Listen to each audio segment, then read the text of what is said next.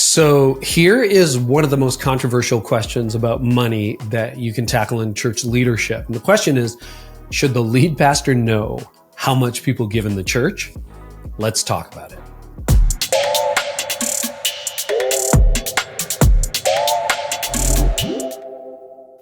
So let's start here. People are split down the middle on this issue, and they have very, and let me underscore, very animated opinions about it. And in the end, you know what? There's actually great arguments on both sides. So in this video, I want to share the pros and the cons of both viewpoints, and then I'm going to tell you where I land personally. You're probably not going to agree with me, or some of you won't anyway. So let's start with arguments against disclosure. So maybe you're thinking like, no way, okay? Pastors should never get that kind of financial disclosure. I get it. You know what? That's how I started out too. There are some wonderful arguments on this side. So for my first decade in leadership, I literally had no clue who gave what. I didn't want to know who gave what. And I was kind of proud of it. It's like, you know what? I don't have any disclosure. I wouldn't touch money. And I wanted people to know that I didn't know. So the only people at that time who really knew who gave what were the people who counted the offering and issued the income tax receipts at the end of the year. And I thought that's exactly how it should be. So then the question becomes, well, like, why do people think that the pastor should have zero knowledge of what people give? There are some good arguments, biblical too. James, for example, writes about not favoring the rich. And that's really important, and probably one of the biggest dangers that you can run into if you get disclosure is like, well, I'm going to start favoring rich people, okay? Jesus himself also said that the widow who dropped in a single penny gave more than all the rich people ever did. So you can't really assume that the size of the gift has anything to do with someone's generosity. Paul also warns that the money is the root of all kinds of evil. So, I mean, the biblical arguments can stack on this one, and you would think, okay, open and shut case, right? Pastors should never know who gives what. But there's a counter side. As I began to dive more deeply into building a generous culture at our church, I got pretty convinced that there was another view because I had people challenge me. So let's flip it and talk about arguments in favor. And here's where we get into some nuanced thinking. Now, it's very easy in a church context to want to treat everyone the same, right? So we say things like, well, we can't treat people differently because everybody's the same in God's eyes. Well, that's true, and it's excellent in many ways, except that's not what Jesus did. If you actually look what Jesus did, it is not what Scripture counsels. Jesus, for example, he would organize his disciples into circles according to potential impact. So if you study what he did, he had groups of 70. Well, actually, he had groups of like hundreds, but we know for sure there were groups of 70, 12, and 3. And then he had a group of 1. So the 3 were Peter, James, John, and then Peter, he spent extra time with, and he spent intentional time with these different groups and treated them differently than the crowds. Why? Because he knew that they were going to have a lot of responsibility. So that's something that Jesus did intentionally. He did not treat everyone the same. And then in the parable of the talents, Jesus says that God gave some people 1 talent, other people 2 talents, other people 5 talents. And then based on what they did with those talents, God removed the single talent from one person, gave it to the person with 5. That's hardly treating everyone the same. So, I mean, you can start to see this is nuanced, right? So here's what's underneath that. Loving everyone the same doesn't mean treating everyone the same way. Because some people are ready for more responsibility, and that's true financially. Others are not. It's true for volunteers. It's true for all the other spiritual gifts.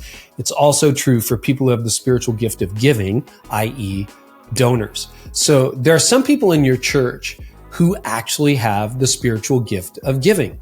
And some people in your church are going to be ready to give at levels they have never given before. And some people who claim to be generous, this is what I notice, well, they're not. And you can't treat them all the same. I had so many people come up to me. It's like, oh, I'm so generous. And I never knew until I got disclosure whether they were telling me the truth. In fact, I assumed they were telling me the truth. Turns out, spoiler alert, they were not. You just can't treat all people the same. People have different needs, different views, and different levels of responsibility. So you might think that playing favorites is not biblical, but as we've seen, treating people fairly doesn't actually mean treating everyone the same. So here's a surprise for me. Not treating different people differently can actually make you unfaithful.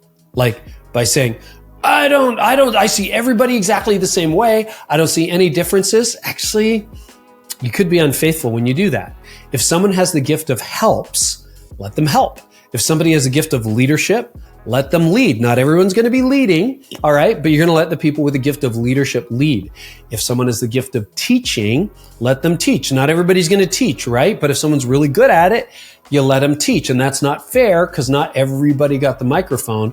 And if someone has the gift of giving, then what do? Well, you pour fuel on that and you let them give. That's exactly what you do. And somehow we've removed giving from the mix. Now, I know a lot of you are like, wait.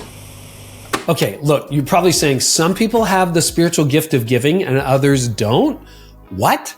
Well, everybody is called to give, right? I would argue that we're even called to tithe. That's another story for another day.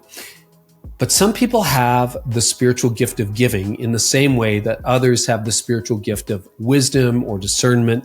And if you treat people with different gifts differently, why would you make an exception for the gift of giving? So that's a little bit of the argument that sort of changed my mind. You can see where I'm going with this. There's also this, that after a decade in leadership, here's what I also noticed. I was getting a lot of, I'm going to call it, quote, financial and leadership advice from very vocal people who claim to be good givers. They would tell me, oh, I'm so generous, and then they would proceed to tell me exactly what I needed to do with the church. And I noticed this pattern. It's like people are telling me, I'm such a tither, I'm such a giver, I'm a generous person, and here's what you need to do. So the biggest complainers actually told me they were the biggest givers. All right. If I'm going to be really direct, that's what was going on. The people who complained the most told me they gave the most. And of course, I had no way until then of knowing whether that was true. I knew they were the biggest complainers. I didn't know whether they were the biggest givers. And that probably is a challenge for some of you watching this right now. You're like, yeah, I get a lot of complaints. I don't know what these people give. At the same time, I realized if we were going to build campuses and truly fund our mission fully, I needed to cast a vision to high capacity donors, and I had no idea who they were.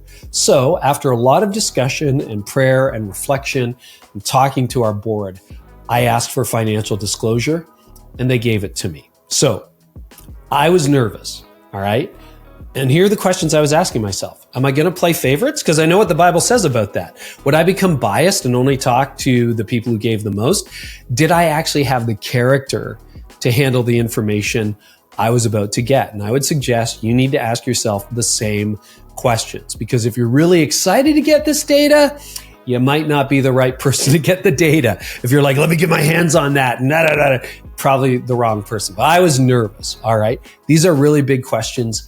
You need to ask the questions. Nothing prepared me, however, for what I saw when I got full disclosure. So I still remember the day I saw the first spreadsheet. And when I looked at it, I called my executive pastor and I said, hey, there's a mistake with this spreadsheet. There are at least 5 people I can think of off the top of my head who say that they give big to this church. They're not on the list. So you've made a mistake, right? And he looked at all the data and he said to me, there's no mistake. They're not telling you the truth. I was shocked, all right? So then I said, look, then our whole system is defective. Our list is defective, right? Maybe the cutoff for who's on this list is too low. And he looked at me and he looked at the raw data again and he said, look, if they worked at McDonald's and they made minimum wage and they tithed, they would be on the list.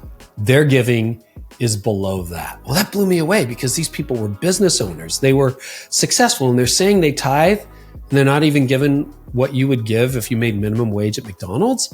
I was crestfallen. Some of these people were really successful and I had no other conclusion that they weren't telling me the truth. And then what I saw next also shocked me. Among the top 20 givers to our church were people I didn't know. I had no idea who these people were. I didn't recognize the names and they were being super generous. So I didn't even know who they were. So then I asked myself, okay, well, how can I possibly, as a lead pastor, be devoting so much time to people who weren't financially invested, and yet I don't even know the names of some of the most invested people? There's a mistake with that. And that's when I learned this principle. The people who complain the most often give the least, and the people who give the most almost never complain. In fact, they're almost always your biggest cheerleaders, right? They're the mission's biggest supporters. They're the ones sending you emails going, hey, this is awesome, way to go. So that opened up a whole new era for us as a church. And as we learned to lean into people with the gift of giving, we helped them fuel the gift that God had given them. So if you're looking for some help with this, I've got a step-by-step plan that will help you honor your top donors and invite new donors to give to your mission. You can check it out. It's module 2 in my course, The Art of Building a Generous Congregation. The course has proven methods, it's got strategies to inspire giving, to create a culture of generosity, and to grow your church's impact. Now, one more objection. So you might, you listen, watch this whole thing, and you're like, I'm not fully convinced. You may think, okay, someone in leadership should have full disclosure, but why the lead pastor? Like, why the top person? Well, here's the principle. You have 100 or 1,000 voices chirping in your ear, telling you what to do if you're the senior pastor, and they all claim to be valid. But now you know that the people who complain the most give the least, and the people who complain the least often give the most. So this knowledge is going to help you filter the choices so you can make better decisions. You've only got so much time. You've only got so much energy. You will make better decisions if you know who to listen to most. And I've got a 2-part filter that I run everything through as a leader when I'm processing all the voices in my head. First, I ask, is there a biblical argument in what the person is saying? And if so, I got to listen, right? And if not, it's probably about preferences, not about biblical principles. So number one, even if it's a critic, even if it's somebody who doesn't give a lot of money, is there a biblical argument in what they're saying? If it is, I got to listen. Second, and the answer to that first question is usually no, because it's usually the arguments about preferences, not principles. Then the second thing is this the kind of person we can build the future of the church on?